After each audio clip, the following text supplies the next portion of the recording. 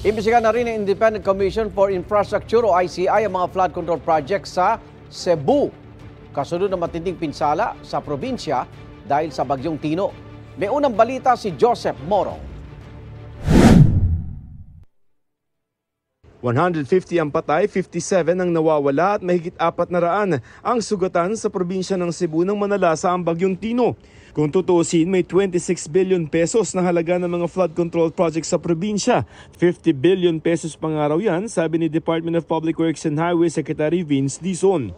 Ngayon, pinaimbestigahan na yan ni Independent Commission for Infrastructure o ICI Chairman Justice Andres Reyes Jr. ayon kay ICI Special Advisor General Rodolfo Azurin Jr. Bakit ganun yung nangyari despite sa napakalaki ng funding na dinala doon? We are now getting yung mga bid documents through the help of the CIDG and the NBI kasi meron silang subpoena power. Ibabangga namin yan doon sa actual na implementation ng mga projects. Sabi naman ni Dizon, may kabukod pang report ang DPWH sa Cebu na isisumitin nila sa ICI. Alam naman natin may master plan, hindi ba?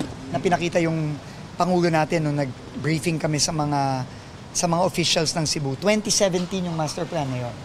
Pero, imbes na yung mga proyekto na nakalagay sa master plan ng implement, hindi yun ang mga in-implement. We're already looking at the project components of the master plan and what were implemented and what were not implemented. Ang investigasyon sa Cebu na ginagawa ng Independent Commission for Infrastructure o ICI, bahagi ng mas malawak na investigasyon na ginagawa nito sa lampas 400 na mga suspected ghost flood control projects sa buong bansa.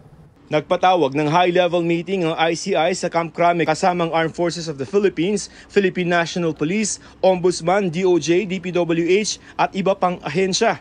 Ang goal is to coordinate and validate yung current list. May mga teams na umiikot, pero kailangan bawat team kumpleto ng abogado, engineer, at kumpleto yung access sa DPWH documents. Ayon kay Azurin, bubusisiin nila ang 80 sa mga ito dahil sangkot sa mga proyektong ito ang top 16 ng mga kontraktor na pinangalanan ng Pangulo na nakakuha ng pinakamaraming flood control projects. Merong focus.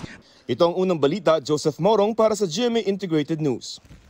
Igan, mauna ka sa mga balita, mag-subscribe na sa GMA Integrated News sa YouTube para sa iba't ibang ulat sa ating bansa.